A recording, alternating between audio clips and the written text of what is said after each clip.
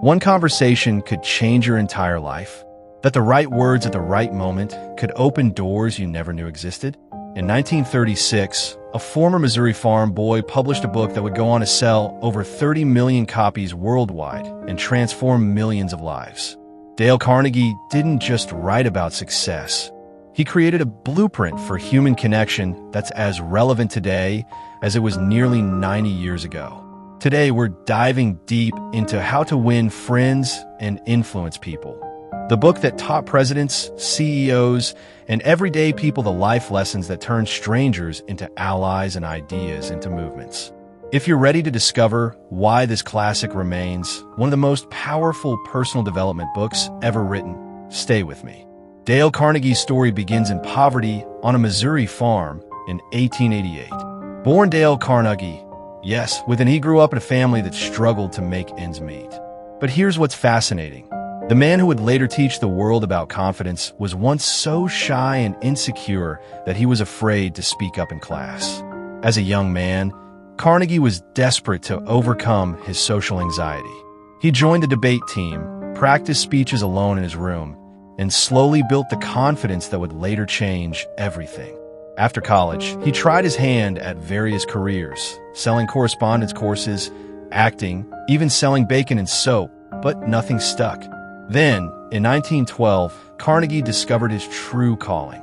He began teaching public speaking at the YMCA in New York City. But this wasn't your typical speaking class. Carnegie focused on something revolutionary. He taught people not just how to speak, but how to connect with others on a human level. His classes became wildly popular. Students weren't just learning to speak.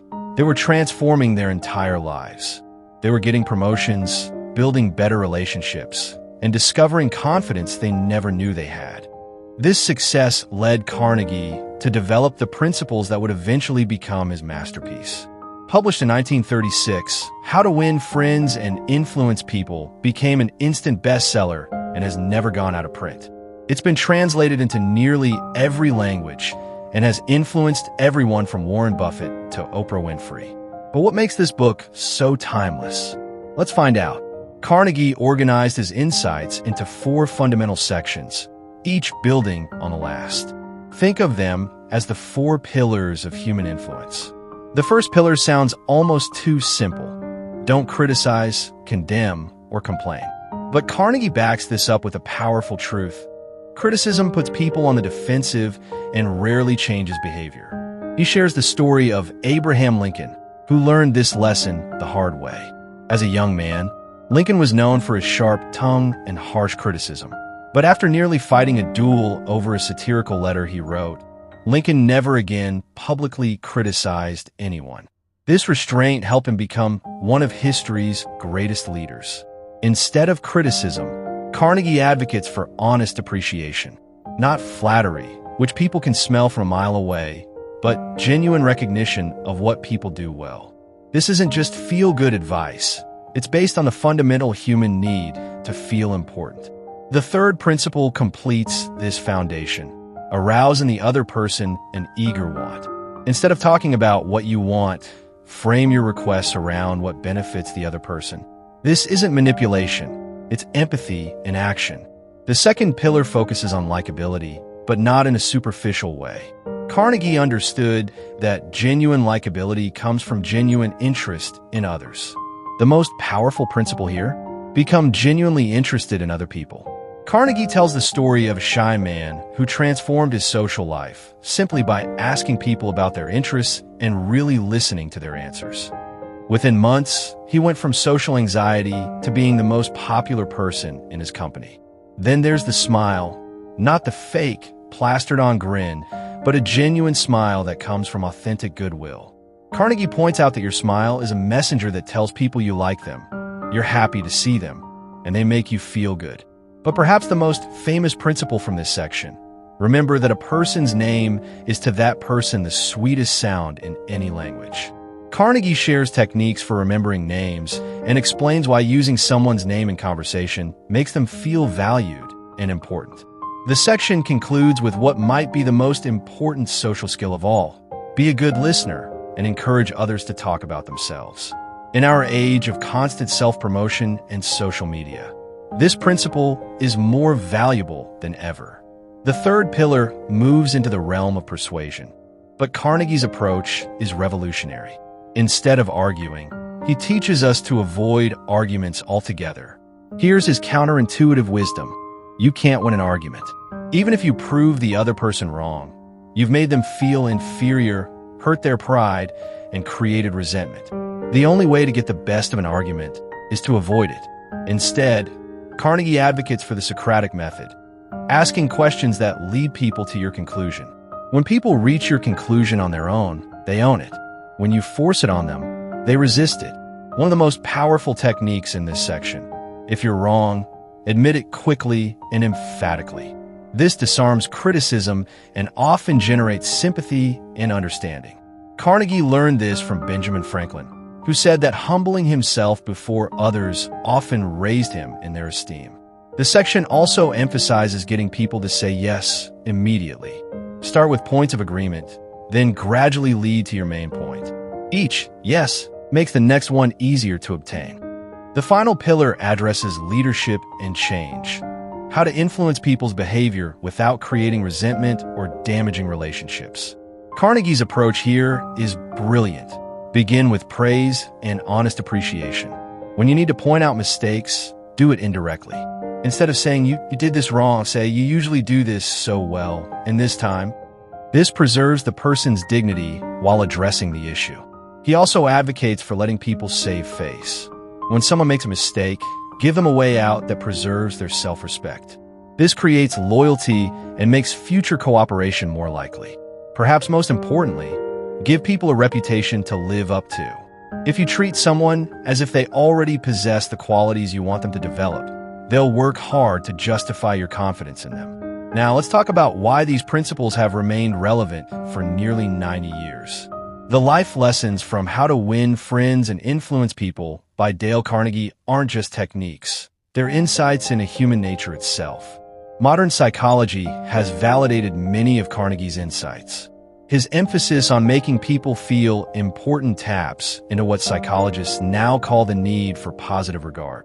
His focus on listening addresses our fundamental need to be understood and valued. Before emotional intelligence became a buzzword, Carnegie was teaching it. His principles are essentially a masterclass in reading emotions, managing relationships, and understanding what motivates people. What makes this book timeless is its focus on universal human needs. The need to feel important, understood, and valued. These needs don't change with technology or culture. They're hardwired into human nature. These principles are perhaps more relevant today than ever. In our digital age, genuine human connection has become both more difficult and more valuable. Carnegie's emphasis on authentic interest, active listening, and making others feel important stands out in a world of surface-level interactions. Now, let's be honest about this book's strengths and limitations. No classic is perfect, and How to Win Friends and Influence People has sparked both praise and criticism over the decades. The book's greatest strength is its practicality. These aren't abstract theories. They're concrete techniques you can use immediately. Carnegie backs up each principle with real stories and examples, making the lessons memorable and actionable. Another strength is its focus on genuine improvement. Despite what critics say, Carnegie consistently emphasizes sincerity. He's not teaching manipulation.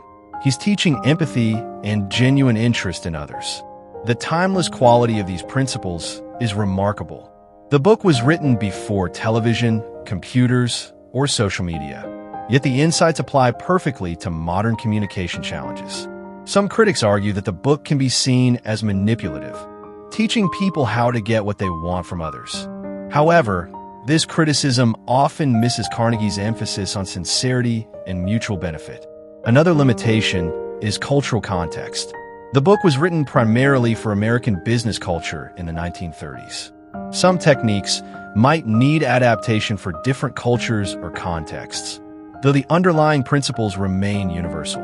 The book also presents a somewhat simplified view of human nature. Real relationships are complex, and not every situation can be solved with a smile and genuine interest. Some people require firmer boundaries, and some situations demand direct confrontation. Despite these limitations, the book continues to resonate because it addresses fundamental truths about human nature. In an age of increasing social isolation and digital communication, Carnegie's emphasis on genuine human connection feels revolutionary. The principles work because they're based on respect for others' dignity and genuine interest in their well-being. When applied with sincerity, they create win-win situations that benefit everyone involved. Here's what strikes me most about Dale Carnegie's masterpiece. It's not really about winning friends or influencing people. It's about becoming the kind of person others naturally want to be around. It's about developing genuine empathy, authentic interest in others, and the humility to put others' needs alongside your own. The real magic of these principles isn't in their ability to get you what you want. It's in their power to transform how you see other people. When you genuinely care about others' success and happiness, when you listen with real interest, when you make others feel valued and important, something beautiful happens. You become genuinely likable, not through technique, but through character. Carnegie understood something profound. Influence isn't about power over others. It's about service to others. The people who truly influence the world are those who make others feel capable, confident, and valued. Whether you're leading a team, raising children, building friendships, or navigating romantic relationships, these principles offer a roadmap for creating meaningful connections in an increasingly disconnected world. This channel exists to bring you the life lessons from classics like How to Win Friends and Influence People by Dale Carnegie, because these insights don't just inform, they transform. In a world that often emphasizes competition over collaboration, Carnegie reminds us that our greatest strength lies not in defeating others, but in lifting them up. If this summary has sparked your interest, I highly recommend reading the full book. Carnegie's stories and detailed examples will deepen your understanding of these principles. And if you found value in this deep dive into one of the most influential, inspirational books ever written, show your support by hitting that like button, subscribing for more book summaries, and sharing this with someone who could benefit from these timeless insights. I'd love to hear from you in the comments. Which of Carnegie's principles resonates most with your life right now?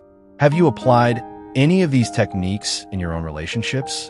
Your stories and insights make this community stronger. Until then, remember, the best way to win friends and influence people is to become genuinely interested in winning for them.